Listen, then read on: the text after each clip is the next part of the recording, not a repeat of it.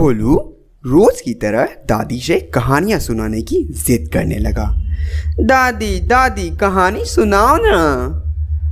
अच्छा चलो, आज मैं तुम्हें भूतिया झूले की कहानी सुनाती हूँ।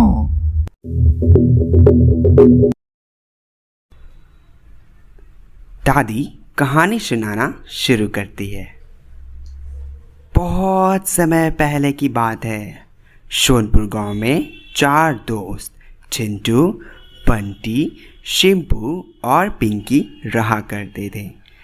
चारों दोस्ती बहुत ही गहरी और पक्की थी। चारों साथ में खेलते थे, कहीं भी जाना होता तो साथ में ही जाते थे। लेकिन चारों जितने ही समझदार थे उतने ही ज़्यादा उद्दंड भी थे। एक दिन उन्होंने गांव के लोगों को किसी भूतिया झूले के बारे में बातें करते हुए सुना कि जो भी उस भूतिया झूले के पास जाता है वह कभी भी लौट के नहीं आता। यह सुनकर बंटी, जो उनमें सबसे ज़्यादा उद्दंड था, उसने कहा कि क्यों यारो, क्या कहते हो, एक बार देखा ऐसा उस भूतिया झूले को।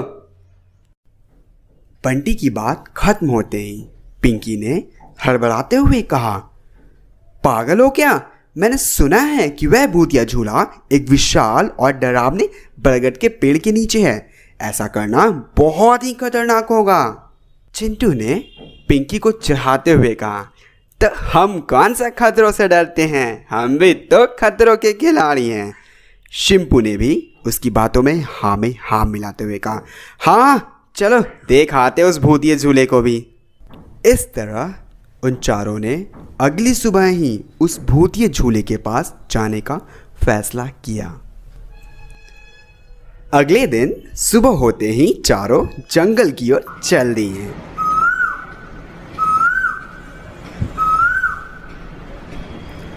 थोड़ी दूर चलने पर ही बंटी को भूख का एहसास होने लगा। बंटी ने कहा, यार किसी ने कुछ खाने के लिए लाया है क्या? मुझे बहुत जोरों की भूख लग रही है। शिम्पू ने तंज कसते हुए, बुक्कर तुझे अभी भूख लग गई? अभी तो हमने चलना शुरू ही किया है।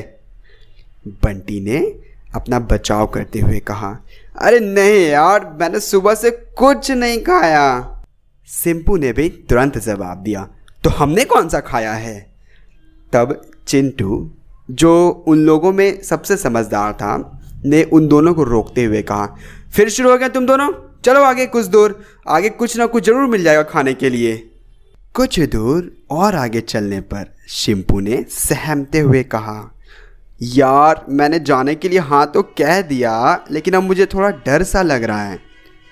पिंकी ने कहा, मैंने बोला था ना यह खतरनाक होगा, चलो अभी वापस लौट चलते हैं। तो चिंटू ने कहा, अरे अब इतने दूर आ ही गए हैं तो ऐसे कैसे लौट जाएं?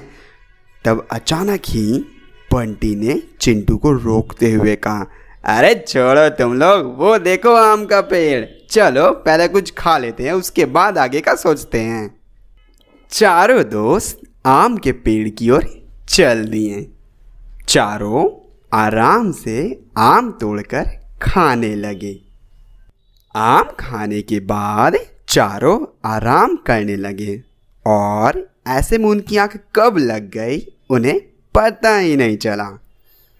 कुछ समय बाद जब अचानक बंटी की आंख खुली तो उसने देखा कि सभी सो रहे हैं।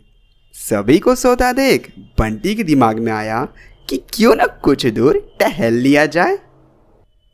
बंटी अभी कुछ दूर ही चला था कि उसे कहीं से झूले की आवाज़ सुनाई देने लगी। तभी उसकी नज़र एक विशाल बरगद के पेड़ पर पड़ी, जिस पर बहुत सारे झूले लगे हुए थे। इसे देखकर बंटी अचानक ही चिल्ला पड़ा, चिंटू, शिम्पू, पिंकी जल्दी इधर आओ, देखो यहाँ कितने सारे झूले हैं। बंटी की चीख सुनकर शिम्पू, पिंकी दौड़ पड़े। इतने सारे झूलों को देखकर वे सारे आश्चर्यचकित हो गए। झूले इतने आकर्षक थे कि वे अपने आप को रोक ना पाए और झूलों पर झूलने लगे। वे चारों मस्ती से झूला झूल ही रहे थे कि तभी अचानक से अजीब अजीब सी आवाजें आने लगी और वे खूबसूरत दृश्य भयावह दृश्य में बदलने लगी। इससे पहले कि उन्हें कुछ समझ में आता, उनके सामने एक भयानक चुड़ैल आ गई जो जोर जोर से हंस रही थी। चिंटू ने ये पूछने का सोचा ही कि तुम कौन हो और ये सब क्या हो रहा है, कि इतने में ही उस चुड़ैल ने अपना जादुई दंड घुमाया और जादुई दंड के घुमाते ही उससे एक अजीब सी तेज रोशनी निकली, जिससे उनकी आंखें चौंधिया गई और वे बेहोश हो गए। कौन थी वो चुड़ैल? क्या हुआ उन बच्चों का? आखिर रहस्य क्या था उस भूतिए झूले का? क्या वे बच्चे कभी वापस आ पाएंगे? जानने के लिए बने रहे हमारे YouTube चैनल के साथ।